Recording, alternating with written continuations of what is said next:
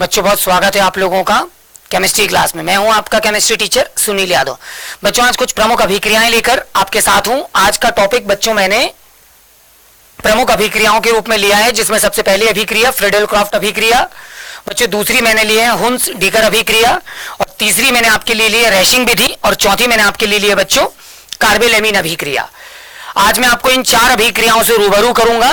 बच्चों सबसे पहली फ्रीडल क्राफ्ट अभिक्रिया, दूसरी हुन्स डीकर अभिक्रिया, तीसरी रैशिंग विधि, और उसके बाद चौथी मैंने आपके लिए ली है कार्बेल-एमीन अभिक्रिया। तो बच्चों हम पहली अभिक्रिया की तरफ चलते हैं। सबसे पहले मैंने लिए फ्रीडल क्राफ्ट अभिक्रिया। बच्चों फ्रीडल क्राफ्ट अभिक्रिया को समझने के लिए बहुत अच्छी तरह से समझिए, मैंने दो उदाहरण यहां पर रखे हुए हैं। बच्चों फ्रीडल क्राफ्ट अभिक्रिया में सबसे पहले आप बेंजीन की क्रिया क्लोरोमीथेन के साथ करा सकते हैं, और यहां पे उत्प्रेरक आप एनहाइड्रस यानी कि निर्जल AlCl3 को लेकर जब आप बेंजीन को क्लोरोमीथेन के साथ अभिकृत करेंगे बच्चों, तो इस तरह से बेंजीन का एक हाइड्रोजन परमाणु क्लोरोमीथेन के क्लोरीन हैलोजन परमाणु से क्रिया कर लेगा, और बच्चों वो HCl बनाकर बाहर चला जाएगा, जबकि जो CH3 होगा बच्चों ये उसके स्थान पर जुड़ जाएगा, और इस तरह से बच्चों आपको मेथिल बेंजीन यानी कि टोल्यूइन प्राप्त होगी। तो फ्रीडल क्राफ्ट अभिक्रिया का ये एक पहला उदाहरण है बच्चों।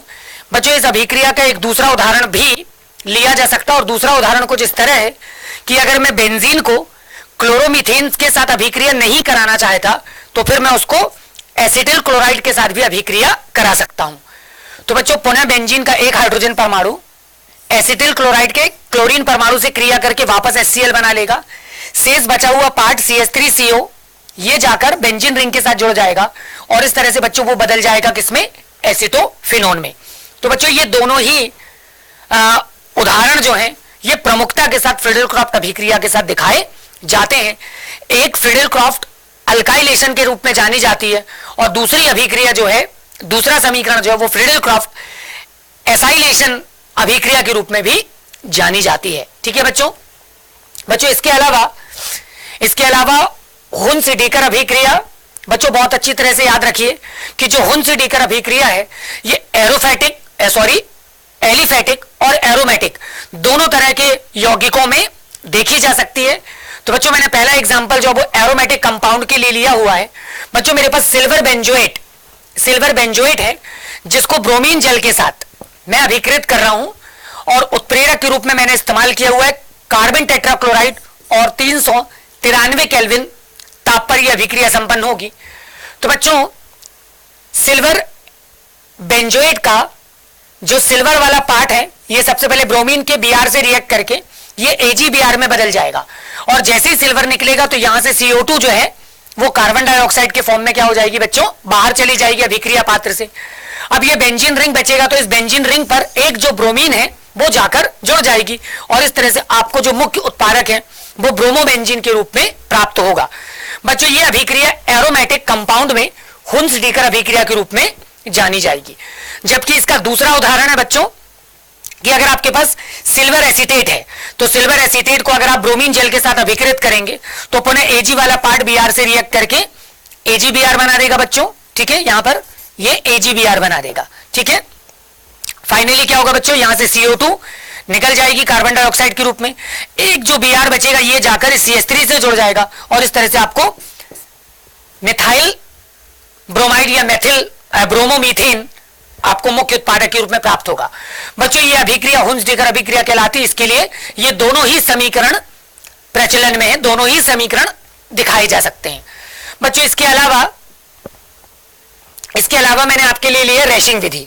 तो बच्चों जो रैशिंग विधि है, इस विधि को हम औद्योगिक विधि के नाम से भी जानते हैं। बहुत अच्छी तरह से याद रखिए कि रैशिंग विधि को हम औद्योगिक विधि के नाम से भी जानते हैं।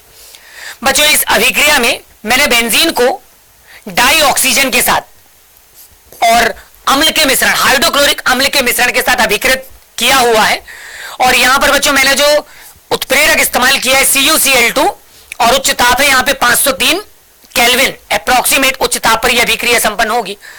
तो बच्चों क्या होगा, बेंजीन का जो हाइड्रोजन परमाणु है वो ऑक्सीजन के साथ अभिकृत होगा। यहां पे दो बेंजीन से दो हाइड्रोजन मिलेंगे और एक ऑक्सीजन, और हाइड्रोक्लोरिक अम्ल के भी दो जो हाइड्रोजन है वो एक ऑक्सीजन से अभिकृत होंगे। और बच्चों यहां पर सबसे पहले इस तरह से जो जल के अणु है वो पृथक्कृत हो जाएंगे। फाइनली ये जो हैलोजन परमाणु बचेंगे बच्चों क्लोरीन के, ये बेंजीन रिंग के साथ जुड़ जाएंगे और इस तरह से वो क्लोरोबेंजीन में बदल जाएगा।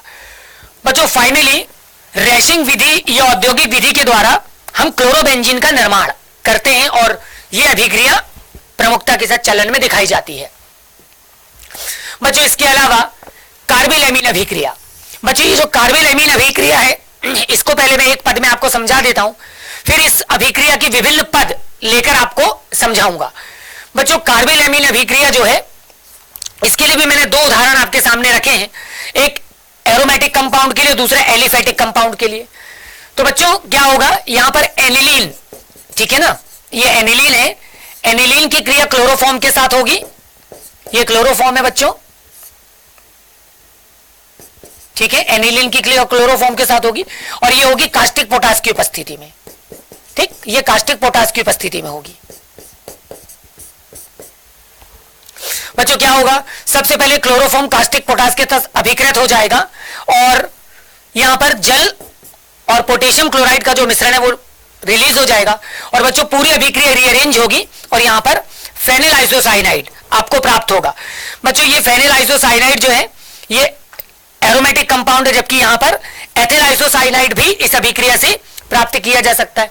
बच्चों ये जो कार्बिल अमीन अभिक्रिया है, यह अभिक्रिया अलग अलग 4 पदों में संपन्न होती है, ठीक है, और वो पद के आधार पर इनको डिस्क्राइब किया गया है और ये बहुत ही महत्वपूर्ण अभिक्रिया में से एक है, एग्जाम में काफी बार पूछी गई है। बच्चों ये चारों अभिक्रियाएं काफी बार आपने देखा होगा विभिन्न प्रकार की विगत वर्षों की परीक्षाओं में प्रमुखता के आधार पर आई हुई हैं, तो इनका आप बहुत अच्छी तरह से अध्ययन कीजिए। आज की क्लास के लिए इतना ही, आपसे पुनः मुलाकात होगी अगले वीडियो में।